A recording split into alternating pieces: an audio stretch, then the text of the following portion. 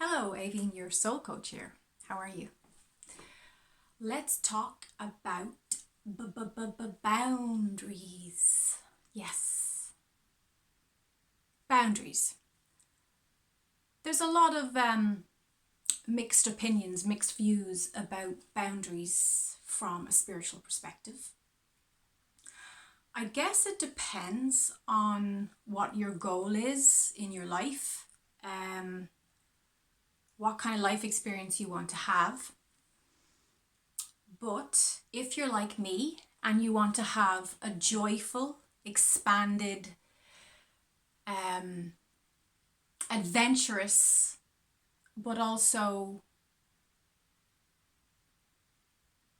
healthy, that's the word, also healthy life experience, I believe that boundaries are beneficial, not just for you, but also for your loved ones and for people who are interacting with you.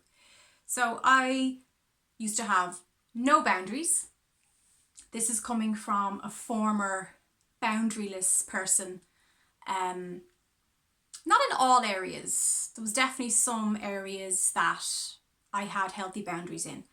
But I'm talking about just in everyday life, interacting with people, with my clients. I was inclined to let people use up my energy a lot. And I'm talking even more energetically and vibrationally. You may notice that when you are an open person and you have an open heart and you genuinely care about people, for the first part of your life in your younger years, you probably felt that people took advantage of this. And that's what I'm talking about with boundaries. I definitely went through a spiritual period where I had too many boundaries, and then I went through another period where I didn't have enough. So, and not in that order. I feel I've come to a point in my life, I'll be 40 next year, and I feel like 40 is a turning point for everybody. And a lot of people say life begins at 40, and I think that's because you actually don't care anymore what other people think. You're more inclined to be open-minded about what works for you, and you're not trying to please people. You've given up the people please disease, and you're able to actually focus on your own authentic goals. You're not trying to keep up with the Kardashians and all that kind of stuff, okay? So with coming up to that time in my life, I also feel I actually can understand now why the wise elders were always telling me it's beneficial to you to have boundaries. How that's worked for me is I now value my time. I value my energy. I value my gifts and the services that I bring to the world. So I don't let people take advantage of my gifts. I don't let people usurp my power, and I don't let people burn out my energy anymore. And that has made such a difference in my joyful experience of life. I feel I'm finally able to say no when I need to. And I'm also able to create that sacred space for myself so that I'm honoring my feelings. I'm allowing myself to build back up my energy field when I need to. And I'm not running off someone else's script, someone else's timeline, which I did for much of my childhood, teens and 20s. I think when you've got burnt and you've experienced pain from having no sense of boundaries, then sometimes you can go the other way. You know, the pendulum will often swing the other way, and you can have too many boundaries and try to keep everybody out because you're high sensitive and you're afraid of being used up and you're afraid of burnout. And you know what it's like when everybody is pulling from your energy and everybody wants to take from you because you're a giver. If you're hearing this message today and it's hitting nerves for you, the message that I want you to take away from this is that you are loved, you're lovable, and you're loving. And you deserve to have your boundaries respected. If you say no and the other person keeps pushing that and doesn't hear your no, you have a right to step up and leave. If you're not being respected and all you need to say is one no, no means no. And if your family or friends or clients don't respect that, take this as a divine sign for you to leave. You have full permission to remove yourself from that situation. Because when someone hears your no and they don't honor and respect that, they're not people you want to be exchanging energy with.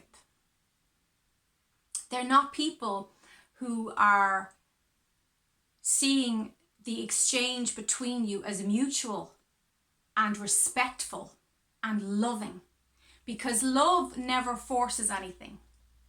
Love respects and love honors. And love also knows that when someone says no, they have a reason for their no. And it doesn't expect explanations. So I've been doing a lot of workshops on boundaries lately. And I think what's really interesting is we often forget that we are entitled to have boundaries. Some of us are so respectful of other people's boundaries, but we forget that it's a two-way street, you know? To thine own self be true. You have a right for it to be, it's important that it is a two-way street. And that when someone else says no, you don't get upset and you don't push, that you respect, I hear your no. As someone who felt their no wasn't respected, coming from a sexual violence victim point of view, when your no is invisible, it makes you feel so drained, so powerless, so hopeless. And I feel like I had that experience so that I could get very clear on having my voice and using my no in a way that it had genuine power in it. So that if somebody ignores my no now, alarm bells go off. And that's a good thing. I learned that lesson because my no was in the past was not used enough because I didn't feel I was enough.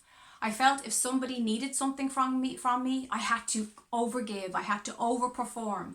And many super sensitives will absolutely relate to this. So if this is ringing bells for you, leave me a comment below.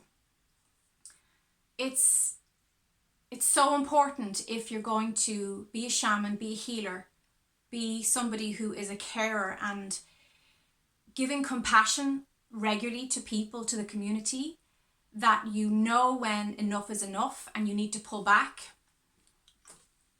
and you need to take that time for yourself when you need to rest. July was really, really intense, July 2020. And a lot of people felt the need to pull back and get back to themselves.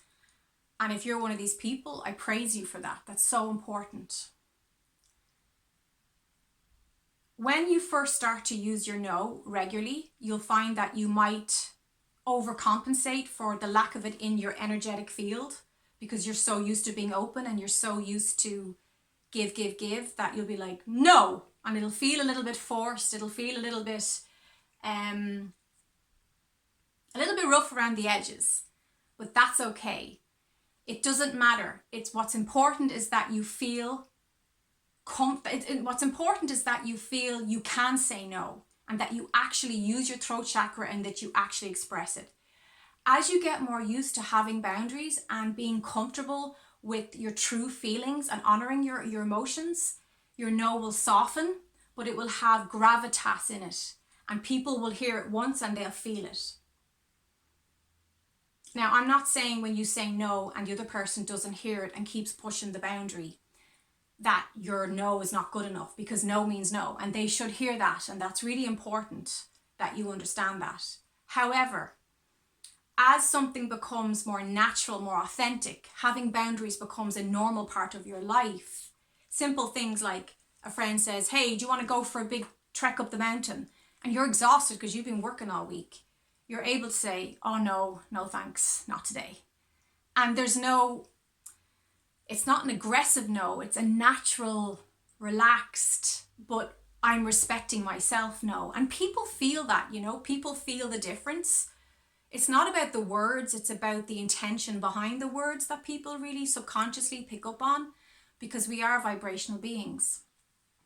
So I just want to help you to remind yourself that if you're somebody who's just starting to say no and you're just starting to put down boundaries, maybe your boyfriend expects you to spend too much time with his friends, or your girlfriend expects you to go for a run with her every day because she has these weight loss goals, but they don't necessarily meet your goals or line up with what your purpose is, what your soul role is.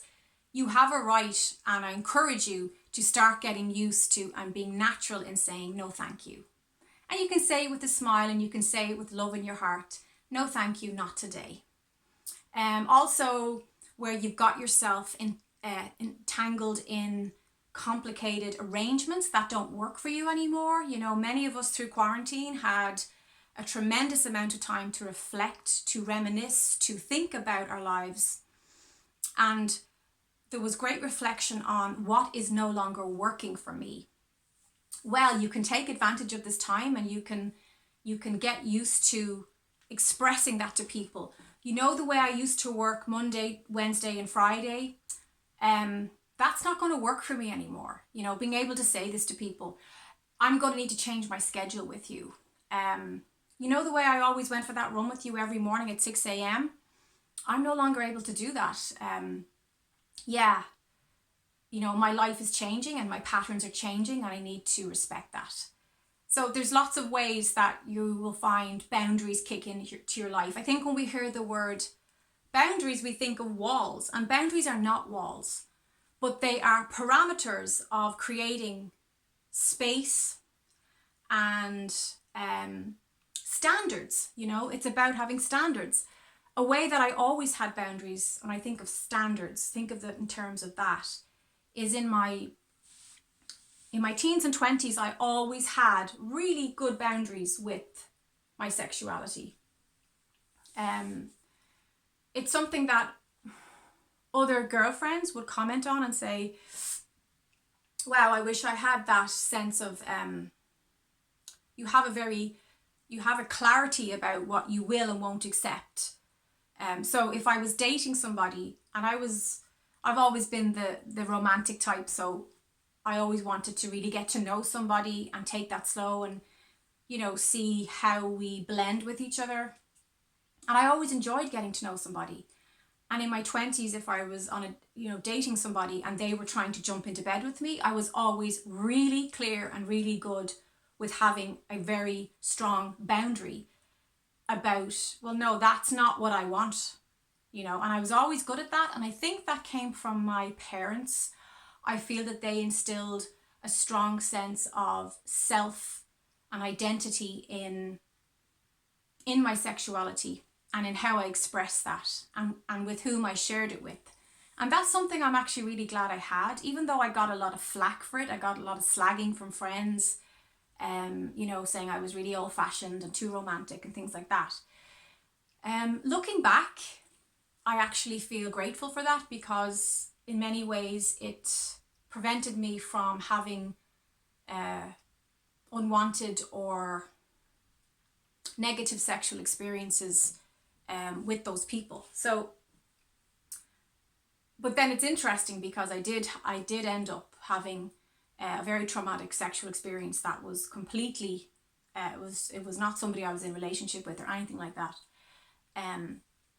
So I feel that I had that experience because, well, I know there's a lot of personal reasons why, but I feel one of the themes of that, the lessons from that experience, was that I needed to focus more on my own needs and my own self, and learn to say no with gravitas, and learn to say no with a sense of empowerment and not from a sense of being afraid.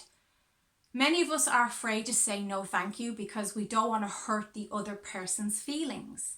And as empaths, we can often go into the other person's sense of rejection if we say no. And that's where your homework is going to be as we move into 2021. You can no longer put that other person's stuff, their emotional stuff, ahead of your own feelings of being respected and being honored. So learning to say no and not feeling their negative reaction to your no is a huge development. It's huge progress in your spiritual life and in your spiritual expansion. And that's what I wanted to touch on today. I hope that you found this helpful. I just felt a strong urge to turn on the camera and I kind of ramble there, but look, it's divine timing. It is what it is, and I wanted to connect with you. That's what's the big theme as we go into August. It's going to be about being comfortable with saying yes please or no thank you, and actually really getting specific on what you're choosing, what you're selecting from the different scripts of your life. You know, there's different timelines. You get to choose the timeline as we're moving forward in 5D. So getting comfortable with exiting the timelines that don't suit you, that don't honor you, and selecting and choosing the ones that do. And part of that is having clear boundaries.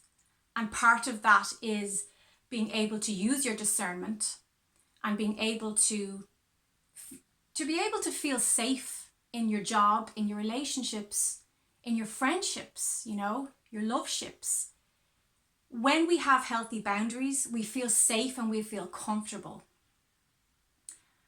And you are a blessed being of the universe, and your soul wants you to feel that you're having a healthy and mutual and beneficial interaction with others. And if you're not, take this as your message from your angels to say no and to move forward and move on and to move towards people and situations that you do enjoy and that you do want to be part of. So I hope you're really well, whether you're having a lovely morning, a lovely night. We're almost into August. Tomorrow actually is the 1st of August. So August blessings and so much love to you.